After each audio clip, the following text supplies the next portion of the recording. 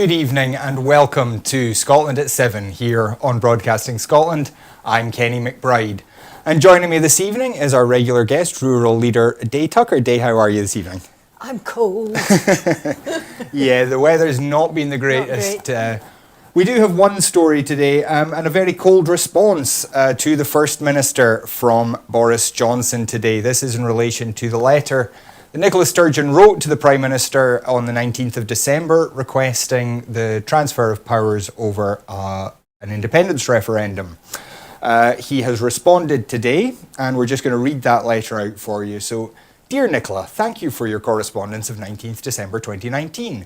I have carefully considered and noted the arguments set out for a transfer of power from the UK Parliament to the Scottish Parliament to allow for further independence referendums. You and your predecessor made a personal promise that the 2014 independence referendum was a once-in-a-generation vote. The people of Scotland voted decisively on that promise to keep our United Kingdom together, a result which both the Scottish and UK governments committed to respect in the Edinburgh Agreement. The UK government will continue to uphold the democratic decision of the Scottish people and the promise that you made to them. For that reason, I cannot agree to any request for a transfer of power that would lead to further independence referendums. Another independence referendum would continue the political stagnation that Scotland has seen for the last decade, with Scottish schools, hospitals and jobs again left behind because of a campaign to separate the UK. It is time we all worked to bring the whole of the United Kingdom together and unleash the potential of this great country. Yours ever, Boris. And before you start throwing things at the screen, please bear in mind, these are not our words. These are the words of the Prime Minister, Boris Johnson. So if you want to throw things. So, Day, first of all, what's your immediate feeling when you hear these words from Boris Johnson? Well, just to let you know, this is the first time I've seen this and read this. And I'm absolutely amazed at what a pathetic little letter it is. He's supposed to be a clever, intelligent human being, and all he can do is repeat some mantras and lies that we all know are not correct, but are still being thrown about, this once-in-a-generation nonsense. Mm-hmm. And I have to say, the SNP are not without guilt in this. They haven't stood up to this mantra being chucked about for the last 3 years and just exposed it for the lie that it is. And Theresa May made an even bigger lie of it when only a few weeks ago in Parliament she stood up and said that Nicola Sturgeon had personally promised it would only be once in a generation. Yeah, I mean, that was the bit that really struck me, was that you and your predecessor made a personal promise.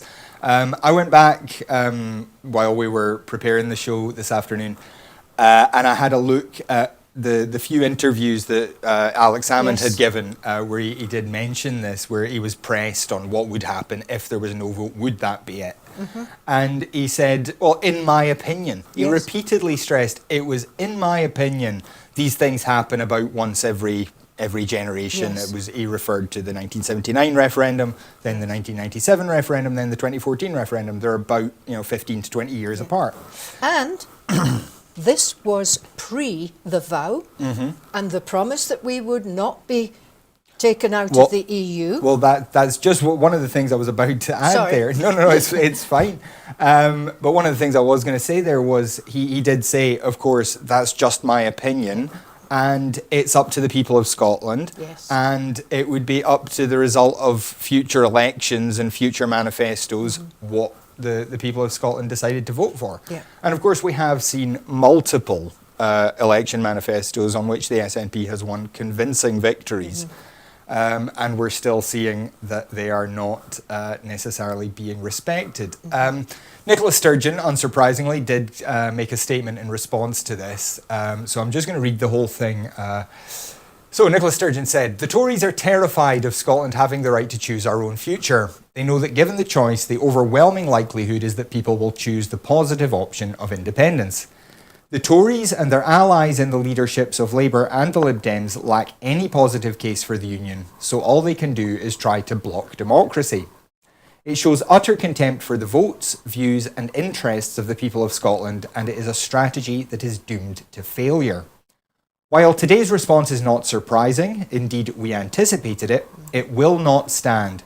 It is not politically sustainable for any Westminster government to stand in the way of the right of the people of Scotland to decide their own future and to seek to block the clear democratic mandate for an independence referendum. The problem for the UK government is that the longer they try to block a referendum, the more they demonstrate that the Westminster Union is not a partnership of equals, and the more support for independence will grow. It will also mean for the Tories that the loss of half of their seats suffered at the recent general election, fought by them on the sole issue of opposition to an independence referendum, will be only the start of their road back to political oblivion in Scotland. In short, as well as being unsustainable, the position set out today by the UK government is also an entirely self-defeating one. The Scottish Government will set out our response and next steps later this month, when we will also ask the Scottish Parliament to again endorse Scotland's right to choose. One thing, though, is clear. The people of Scotland will get the right to decide our own future in an independence referendum. The Westminster Union cannot be sustained without consent. Democracy will prevail. The only question is how long it will take the Tories and the rest of the Westminster establishment to accept that inevitability. And I mean, this has been the argument of the SNP for quite a long time now, yes, that ultimately it will be politically unsustainable, yes, for the Tories to maintain this position. Do you get the feeling that there is now a tide turning against that way of thinking, and that the people of Scotland are going to say, no, Boris Johnson doesn't get to decide this for us? I don't think it's strong enough yet, but the strongest tide is for people to say to the SNP, look, we've had enough. You know, vast majorities are saying that this is not on, and you need to get on with it. So they're kind of stuck between a rock and a hard place, the SNP. Yeah, I mean, the more Boris Johnson and his government behave in the way that they are doing, and Jess Phillips as well, let's face it, she's stuck her oar in and made herself extremely unpopular. The more people will dig their heels in and say, look, you can't behave like that. Mm-hmm. What are they afraid of? Well, that's an interesting question. I mean, of course, this has been the strategy at least since Theresa May took power. The whole now is not the time. Yeah. I mean, she never actually gave a formal response to Nicola Sturgeon, which is why it's kind of taken this long, mm-hmm, for all of this process to work through. But we were looking back at some old quotes. We did think about just parsing Boris Johnson's letter line by line, mm-hmm, and picking out all the lies in there, but yes, we decided against that. But we did look back and just pull some quotes. This is David Mundell from June the 26th of 2016, just after the Brexit vote. And he said, if the people of Scotland ultimately determine that they want to have another referendum, there will be one. Could there be another referendum? The answer to that question is yes. Should there be another referendum? I believe the answer to that question is no, which seems like a pretty legitimate position. Mm-hmm. Just after that, Ruth Davidson, the Scottish Tory leader, this was on the 3rd of July 2016, so this is all just in the week after the Brexit vote. Mm-hmm. She said, I would argue as strong as I could that we should stay part of our biggest market and closest friend, but constitutionally the UK government shouldn't block it, no. Mm-hmm. And Kezia Dugdale, who was the Scottish Labour leader at the time, this was on the 7th of July 2016, it would be categorically wrong to do that, to block a Section 30 order, if there was a compelling sense that the Scottish people wanted a second referendum. Do you think, perhaps, Dave, that part of the problem is that we haven't shown that there is that compelling desire from the Scottish people? No, I think we have shown it, but that vision of that desire has not got down south, mm-hmm, because of the way the media works. A lot of the stuff, I mean, I'm in communication with people down south who are Tory members, mm-hmm, and they have not an idea of how we think up here and what is going on. And I do send them little clips down, and they say, oh, wow, we didn't know that. Yeah, well, I mean, it's funny actually. You should say that. When we were just looking at the coverage of this letter today, I looked on the front page of the Guardian website, and there was no mention of this at all. No. They did have a story if you went looking for it, but even in the UK politics section, this wasn't an issue, and you would think that this was a fairly important story in UK politics today. You would think, wouldn't you? What do you think it is about the British media then that just regard Scottish politics as not worth highlighting? Well, I think they know how valuable financially Scotland is to the rest of the UK. They know what assets we've got, and without those assets, a UK that is leaving the European Union is highly vulnerable, even with Scotland. But without Scotland, they're really not in a very nice place at all. Yeah. And these are people who play the money markets and you know, they're what people call the elite, and have masses of money and gamble with this money on the stock market, or they buy companies and sell companies, and it's all kind of interlocked. So it's not going to help them at all if Scotland separates from the rest of the UK. Yeah, I mean, that was certainly one of the arguments that was made a lot in 2014, is that even if you look at the fiscal balance of Scotland as it's portrayed by Jers and by spin from Westminster, on balance of payments, our exports are so much higher than England's. Scotland has been a net exporter for almost solidly for the last 50 years. England has not. England has increasingly become an importing country. And without that balance of payments, Scotland, the UK would be in a real bind. Its balance of payments would be significantly out of whack. And then there's climate change, of course. Well, if you take our climate change targets and what we've achieved in Scotland, and that can no longer be called a UK achievement, that's going to knock the UK off the top rankings as well. Yeah, I mean, that's something that I thought was particularly interesting, and I saw Michael Gove talking about this as well, and this seems to be the Westminster, the Tory line on this, is that an independence referendum is a distraction, and that's why Scottish schools, hospitals and jobs have been in such a bad state under the SNP for the last 10 years. Now, we know there is absolute empirical evidence that the health service has improved drastically in many ways. Certainly not in every dimension, and certainly, I mean, even speaking from personal experience, there are still problems in our NHS. But waiting lists have declined significantly for almost everything. Our A&E performance is the best in the UK. You know, all these things, schools' performances, I mean, generally exam results have ticked up. Positive destinations for school leavers have ticked up. Again, there is still a lot of work to be done. But what do you make of this? Do you think the people of Scotland will look at, or will hear this message from the Tories and will accept it? Do you think people do notice the changes that have happened in the last 10 years? Well, I think the people who have had to use the health service and have had good experience, and certainly there must be many of them, they know that, hang on, that can't be right, because that's not my experience. But if you're sitting there reading all this stuff that comes from the newspapers and hearing it on the BBC, you're beginning to think, and let's face it, a lot of them don't really know that education is devolved, you know, which begs the question, why are we up here being fed all that, but they don't tell you how bad it is down south? Yeah. Well, I mean, that's one of the things there's no comparison. We always find quite difficult. On Reporting Scotland, for example, we'll always say,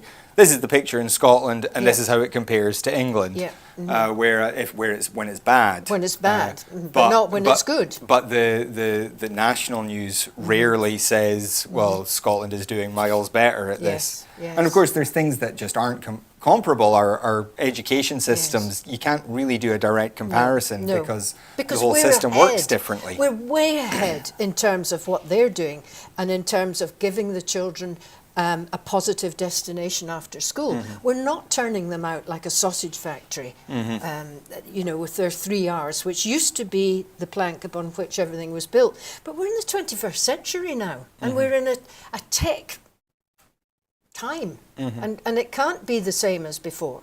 Yeah, I mean, certainly in education, the Scottish Government has taken a very bold step with Curriculum for Excellence. It hasn't been easy. I don't think anyone would agree that transition has been flawless. No. But certainly the goals are what every education expert in the world says this is kind of where public education needs to be going. Yeah. We have looked at some of these other things. This promise of a once in a generation thing. We went back and pulled some words from Scotland's Future, the white paper that was published in 2014. Because again, this just it's become such a trope in the media, Yes.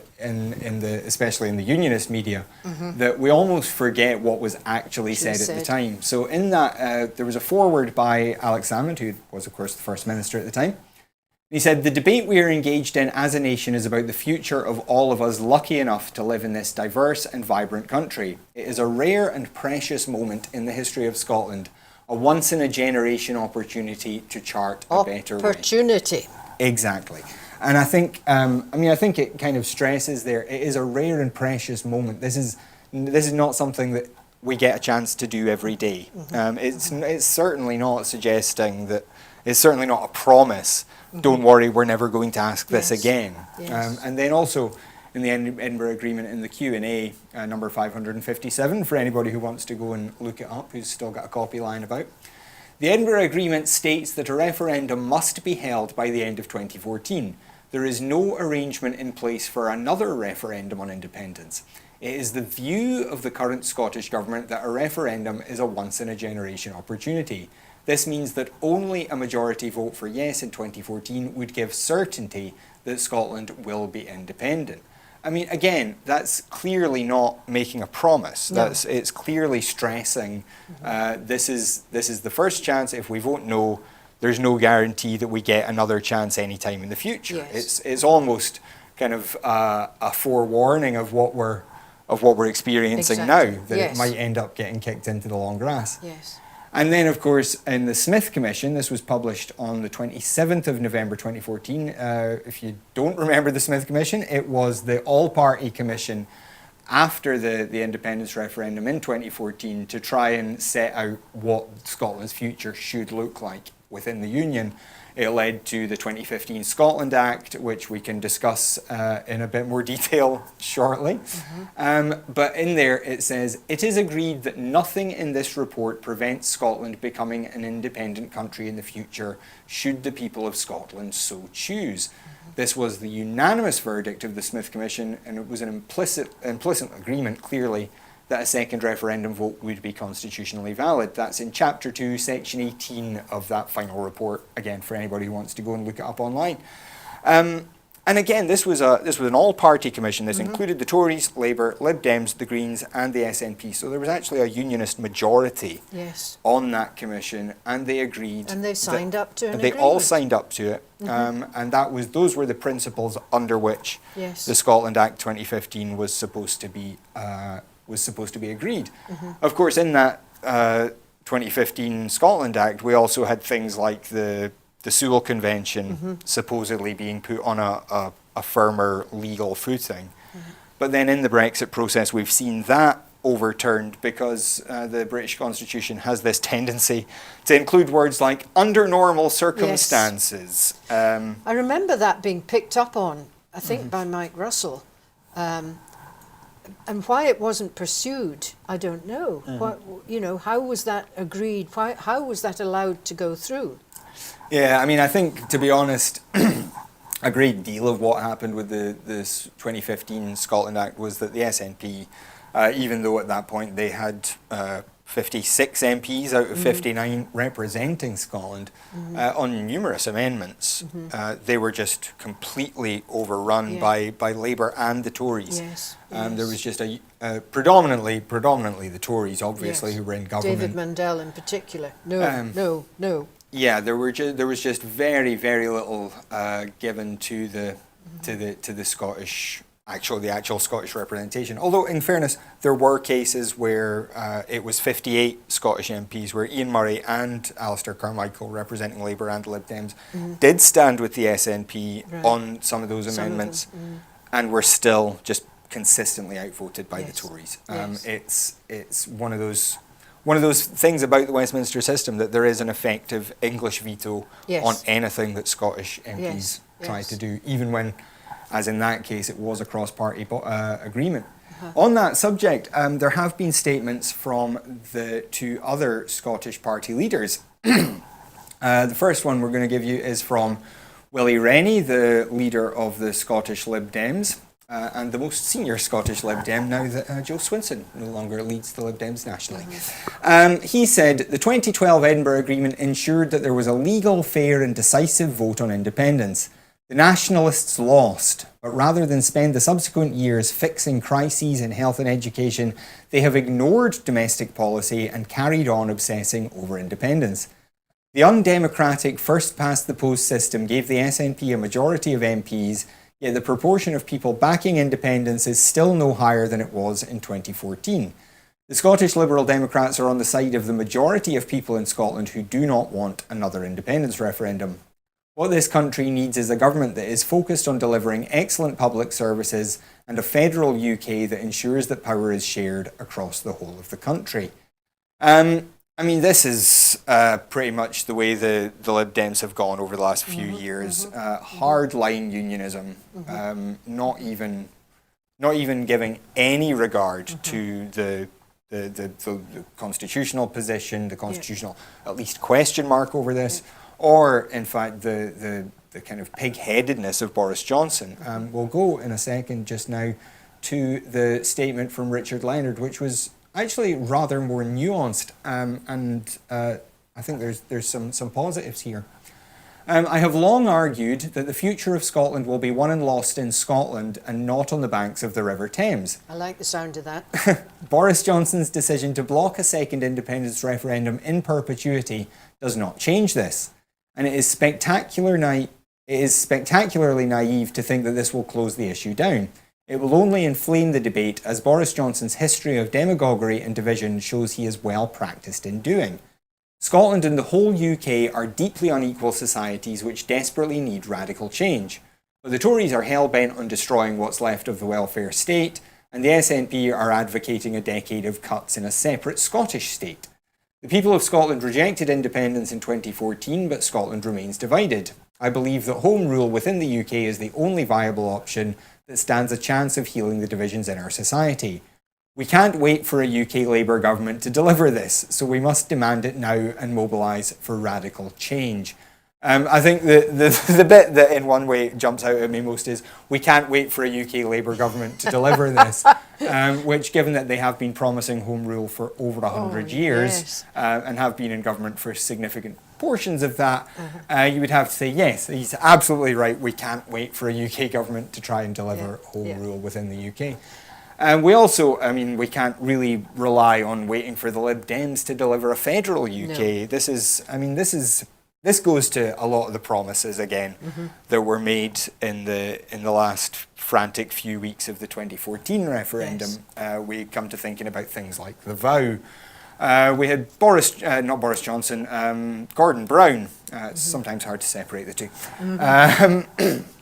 Gordon Brown as suddenly the de facto leader of the Better Together campaign, and in some respects he seemed to be treated as the de facto god of Britain, in that he could strut up and down on the stage, make promises, and the rest of the unionist parties would just fall into line behind him.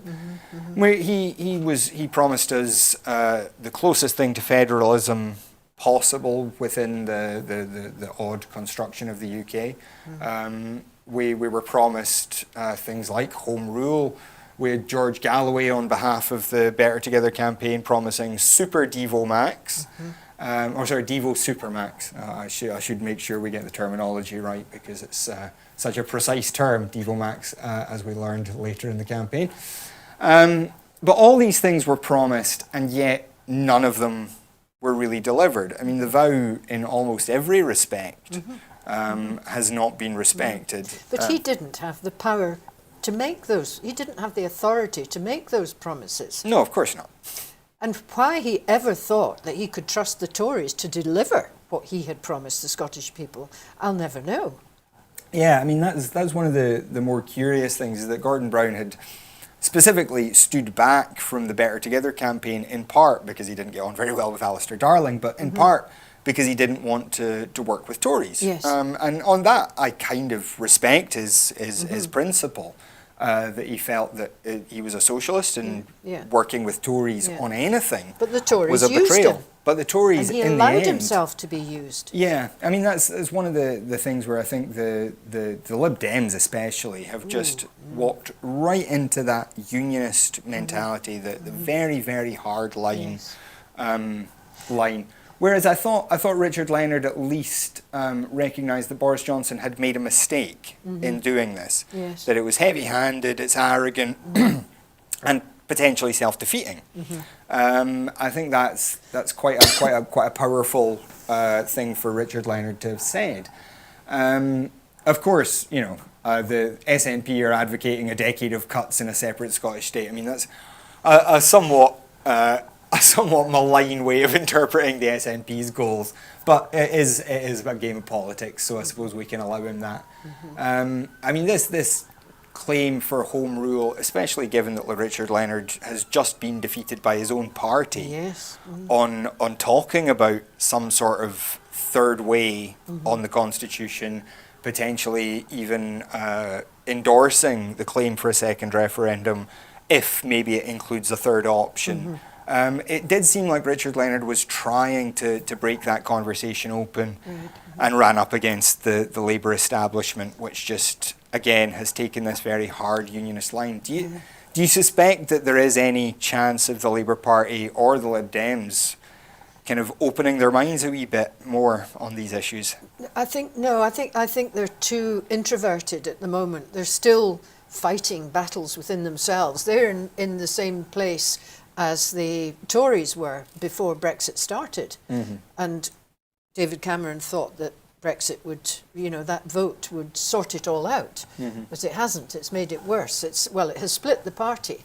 So I'm waiting to see what new party is going to emerge with bits and pieces of individuals coming from perhaps all three, Lib Dems, Labour and Conservative.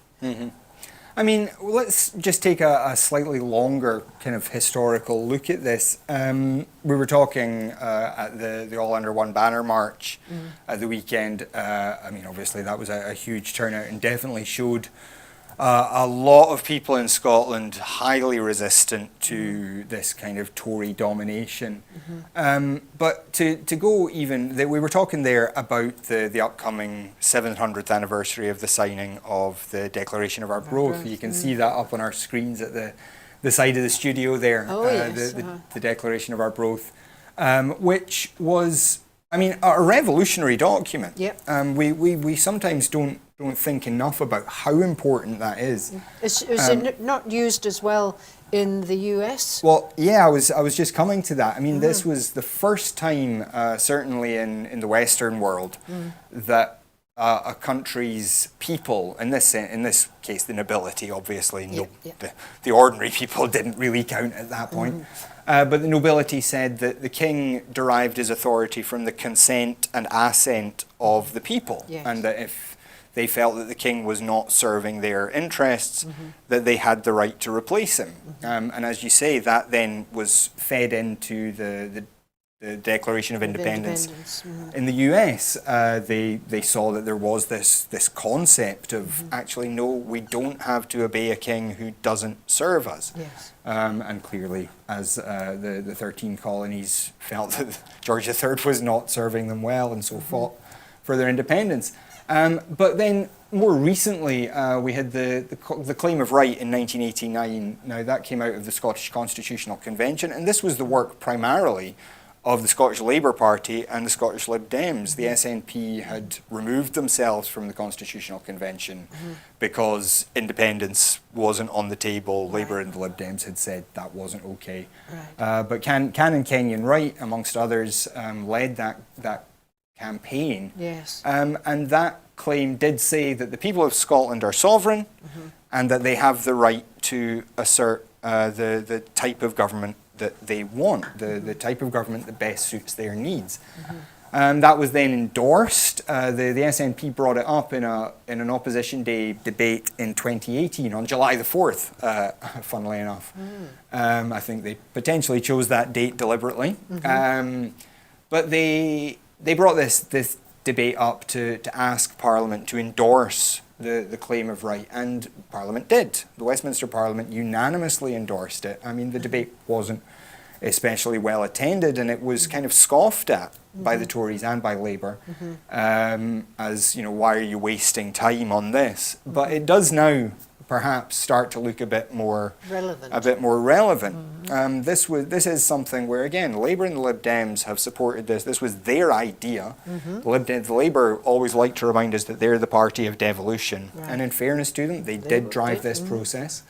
But now we're going to have to see how this actually plays out. Now, a debate like that, a vote on a motion like that on an Opposition Day debate, has no legal effect, nor really does the claim of right itself in 1989, although those are the principles on which Scottish politics has moved. Those have kind of been the guardrails of Scottish politics ever since then. I think the way the devolution setup was written, or the idea of only reserving powers and everything else is devolved, the idea of the Sewell Convention, that everything had to happen with the consent of the Scottish Parliament.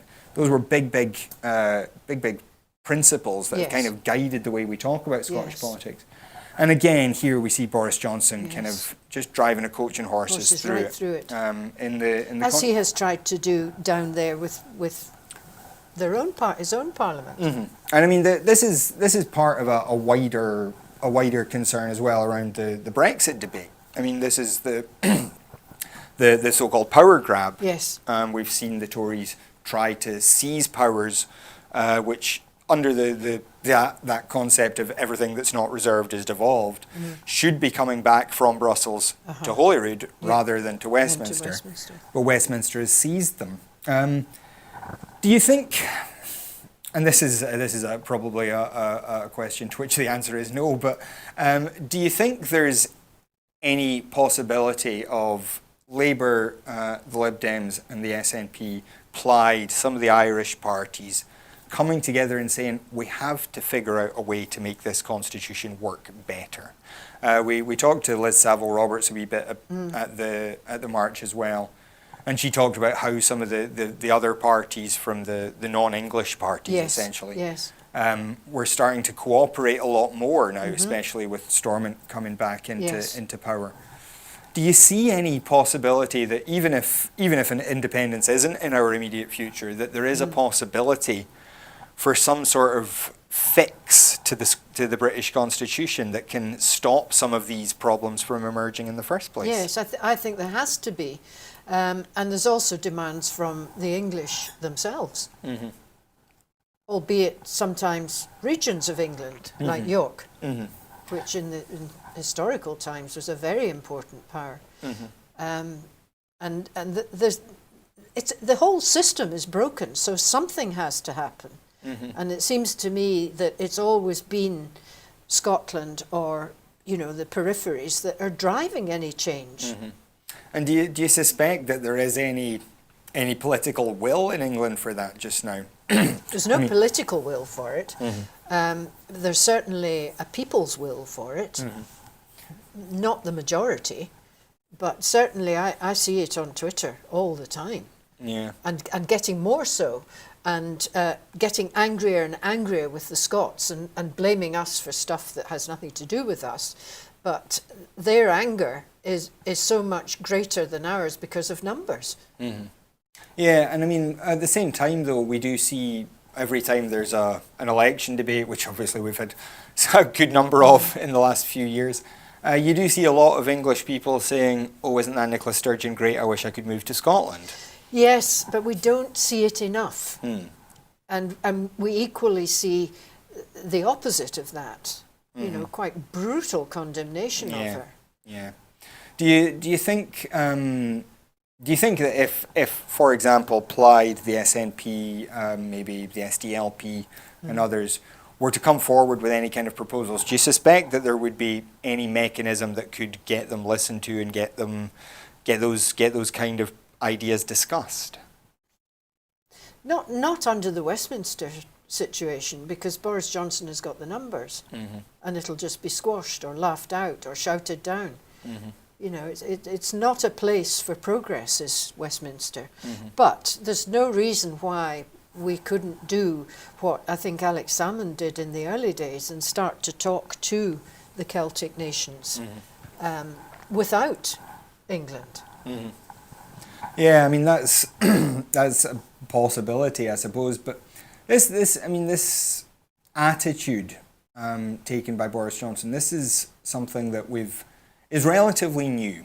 I mean, there's always been exceptional hostility to the SNP, and before they were quite as successful as they are now, certainly a lot of scorn poured on them by the Westminster parties. But we've rarely, I think, seen this sort of just dismissal of Scotland as an entity. Yeah.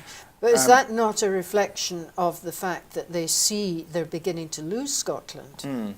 Well, this is what I was wondering. Is it that because these quotes that we gave from David Mundell, Kezia Dugdale, Ruth Davidson, those were all in just the immediate aftermath of the Brexit vote, when, if you remember, there was a poll which said that I think it was something like 60% of Scots said they would support independence.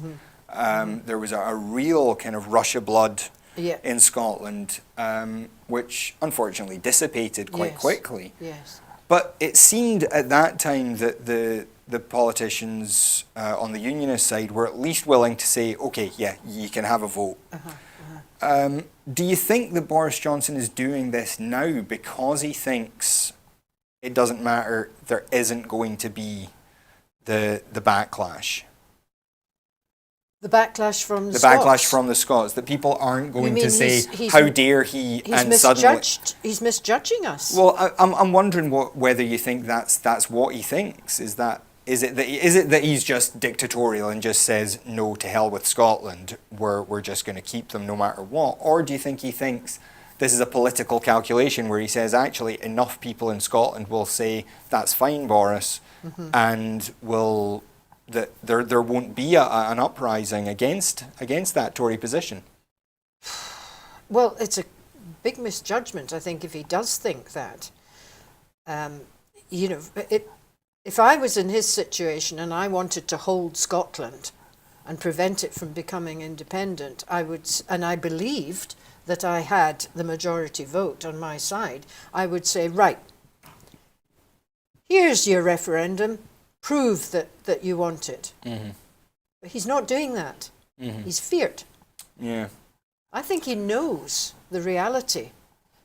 Yeah, it's an interesting one, because obviously we haven't seen the SNP win 50% of the vote. We haven't seen them achieve that level of vote since 2015, which was the only time they've ever said, we're not fighting this. This is not about independence. But that last vote didn't include 16 and 17-year-olds, did it? No, that's true. And did it include didn't include European citizens? European citizens? No. That is true. But there's always been just that fig leaf of defence, of saying, well, you know, there isn't a majority for independence in the polls.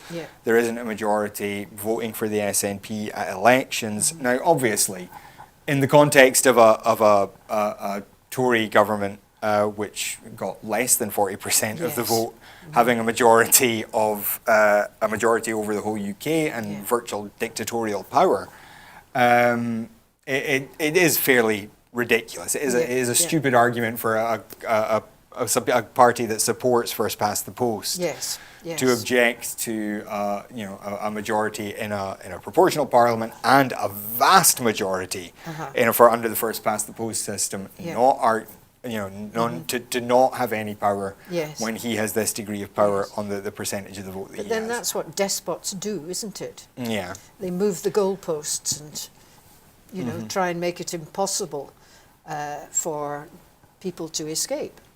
So, I mean, we've heard for some time that there is now a likelihood of a court case over this. There will be some sort of judicial review to see if Boris Johnson has this power, if he can deny the power to Scotland, or whether, in fact, the power already sits with Scotland and it's got nothing whatsoever to do with Westminster.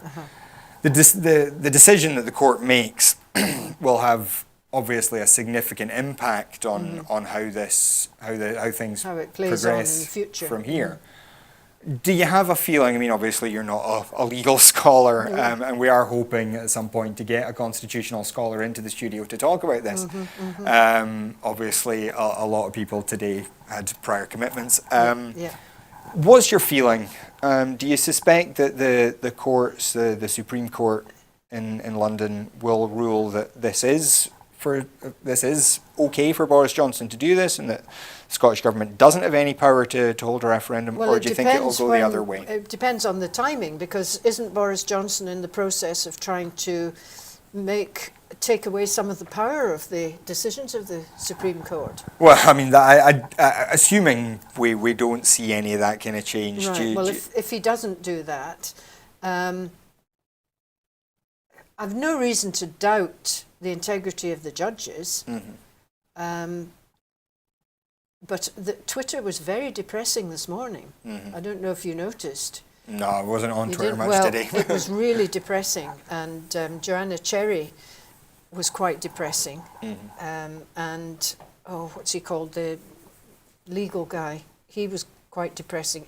Andrew Tickle. He's often said that right way back from the start, that he was dubious about the legal route to it. Yeah.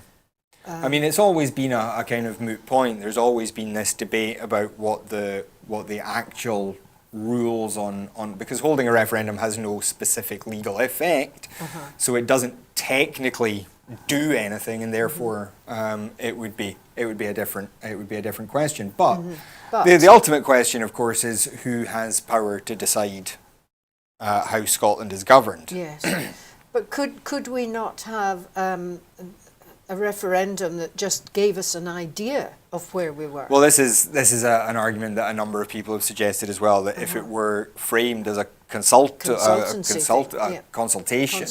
with the people of Scotland rather than as something that would have legal effect, because that's what the Edinburgh Agreement did. It said that both governments would recognise the result and would implement it, and therefore, if there was a yes vote, both governments agreed to implement a yes vote. Really, the Edinburgh Agreement didn't say anything much about what would happen in the event of a no vote, because it would effectively, everything would carry on as normal. Yes. The SNP, the Scottish Government agreed not to just declare independence anyway. Yes. That was effectively all that it agreed to on the event of a no vote. So the question still kind of remains, as you say, there could be a consultative referendum, or the British government could be effectively compelled by the court to say, to recognise whatever the power of the Scottish government to make this decision. There is also a possibility, of course, that it could go to international law. That's what I would like to see. And do you get the feeling at this stage that the international community would be on Scotland's side? Yes. What gives you that feeling?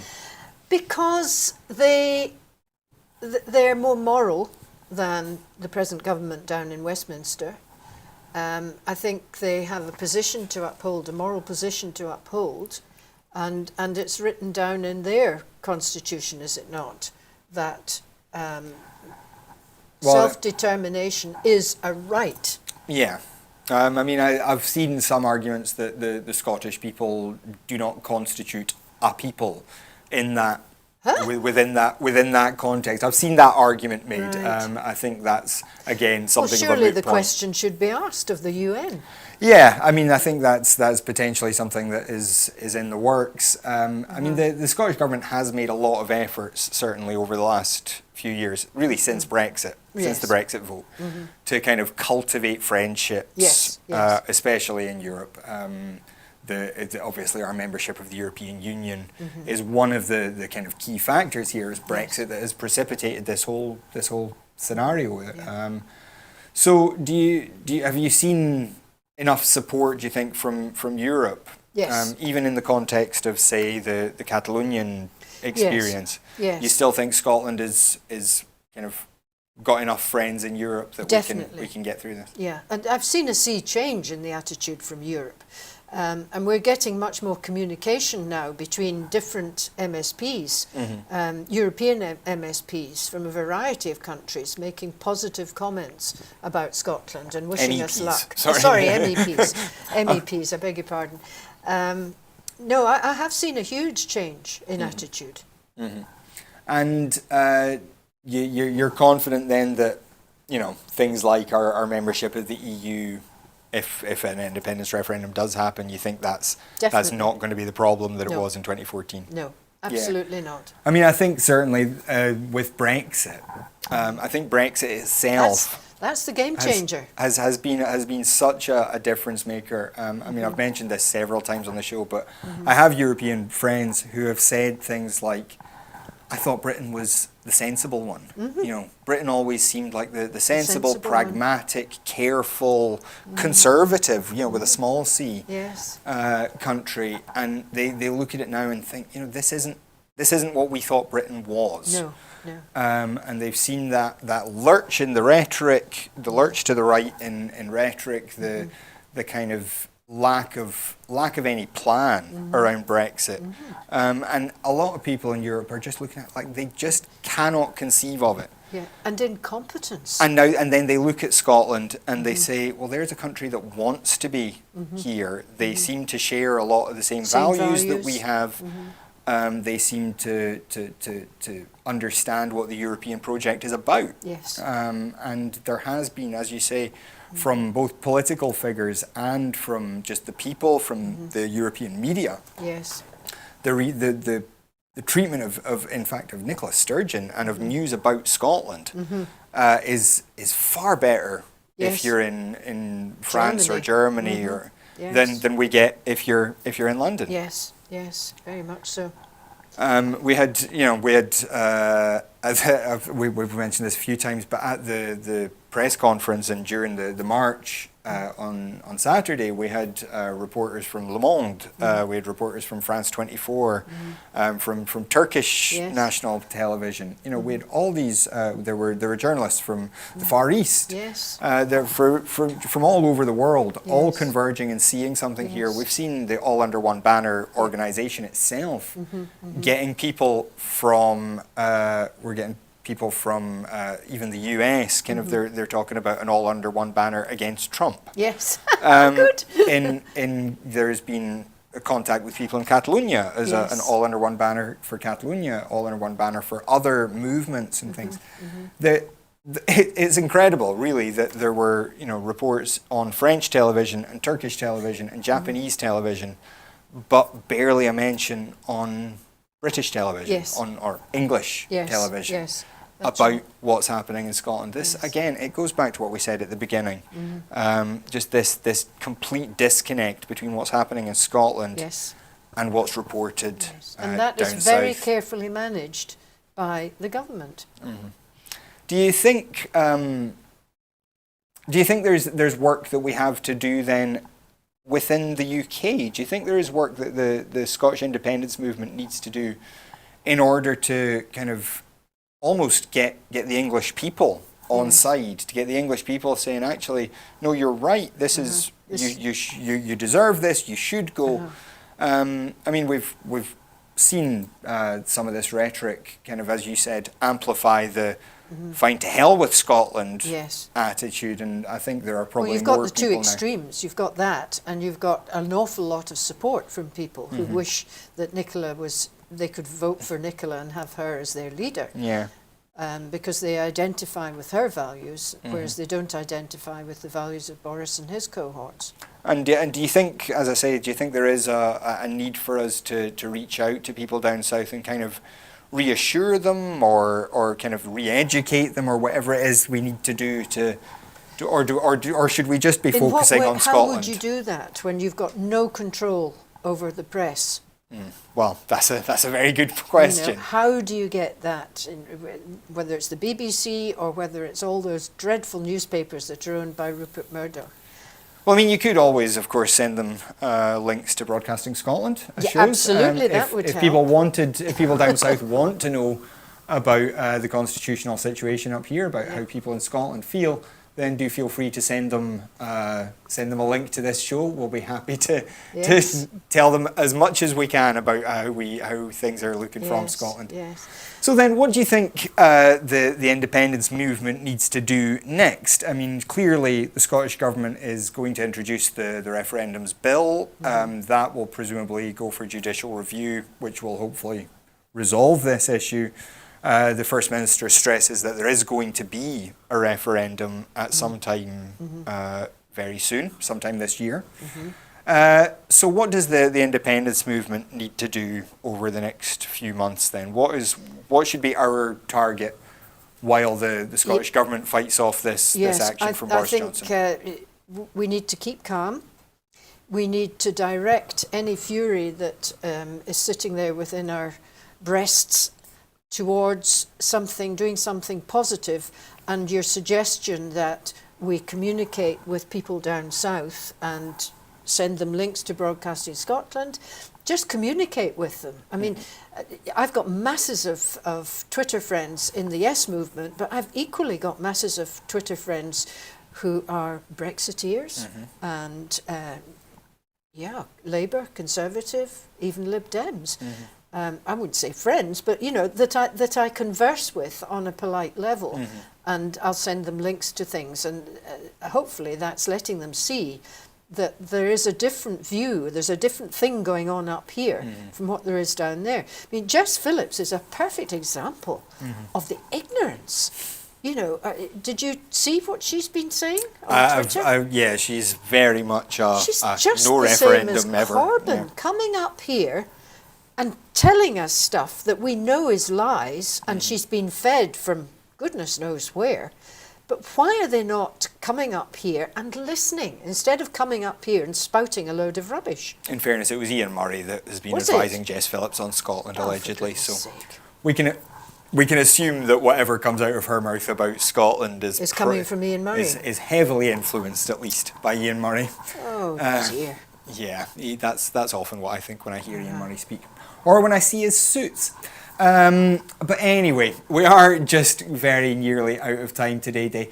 On a final note, what's your suspicion about what the immediate impact of this will be? Do you think there are people across Scotland now kind of getting their pitchforks out and getting ready to march on Westminster? But unfortunately, an awful lot of them seem to have their pitchforks aimed at Nicola and the SNP, which I think is wrong.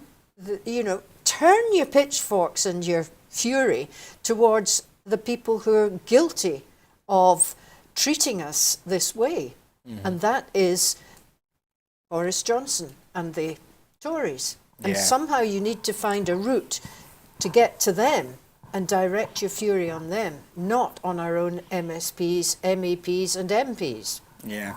I mean, I think the real hope, certainly of the Scottish Government, is that this will provoke anger, that people will stand up and say this is not how Scotland deserves to be treated. Yes. I think certainly it's our view at Broadcasting Scotland that this is not a viable position for the British government to take. I think it's our personal feeling that it's something that we have to challenge. There will, of course, be continued movement from the people across the independence campaign. We do, as we mentioned a wee bit earlier, the All Under One Banner, the next All Under One Banner March will be a rally at Arbroath to mark the 700th anniversary of the signing of the Declaration of Arbroath. That's on the 7th of April, is that right? The 4th of April, excuse me. The Saturday, I think, is the 4th of April. So that's happening, and I'm sure particularly in the context of this question of who runs Scotland, who has the right to run Scotland, who has the right to decide how Scotland is run. I think that rally in Arbroath will take on added significance. Broadcasting Scotland, of course, will be there, as we are there at all the All Under One Banner events. We understand that the First Minister will be there as well. We certainly, there's an invitation has been put out to her, and there is hope. That's as much as we can say at this stage. Certainly, all of the people that we're used to seeing regularly at All Under One Banner marches, we're sure will be there. We encourage you to turn out as well. I think if we are going to make some sort of mark against this decision by Boris Johnson, we would encourage you to get there as well, because as I think we've made clear today, this has to be a popular movement. This has to be the people of Scotland standing up and saying that this kind of thing isn't acceptable. This is why we haven't talked about any of the other news in the world today. I mean, the biggest other news in the UK today seems to be that Harry Wales is finally leaving home. At the age of 35, he's moving out of his grand's house. So that's nice for him and his wife. But it's trivial, really. It's not news compared to the news that the Prime Minister of Britain is seeking to say that the people of Scotland can never again have a say on their own future and on the future of how they're governed, despite a raft of broken promises. We didn't even really get into the broken promises from the Smith Commission, from the vow. We barely talked about the number of things that we were promised. Most notably, of course, that we were repeatedly promised in 2014 that a vote of yes would take us out of the EU, and the only way to stay in the EU was to vote no. That has been proven definitively false, and that was a promise that was made. And the only way to protect your pension was to vote no. And look what's happened with the WASPy women. Yeah, I mean, there are so many things on which we could keep talking about this, and I'm sure we will keep talking about this as the campaign progresses. But that is unfortunately all we have got time for this evening on Scotland at 7. So I'd like to thank you for joining us. I'd like to thank Day Tucker especially for joining us. It's always a pleasure to have her in the studio. Always a pleasure to hear what she has to say. And I'd like to thank you for joining us at home. If you are able to support Broadcasting Scotland, I mean, if an independence referendum is on the way, then I'm quite sure you're going to want accurate, independent news. That's one of the things we complained about most during 2014. It's one of the reasons Broadcasting Scotland exists. So if you are able to support us, do please go to broadcastingscotland.scot/register. Sign up as a supporter. Your £5 a month makes all the difference to the kind of programmes we can bring you, the quality of the programmes that we can bring you. So if you're able to support us in any way, please do. If you can't, don't worry. The shows will always remain free to view on air. But every penny does count in terms of how we can help to develop a broadcasting culture for Scotland that's more open, more informative, more honest, more complete, and more Scottish, which is something that I think we all agree Scotland needs as we go forward. So thank you again, once again today. Thank you again to you, our audience. I'll be back again tomorrow at 7 with the full with Scotland at 7. Then, so do please join us again tomorrow night. That's all for tonight, though. Have a great evening.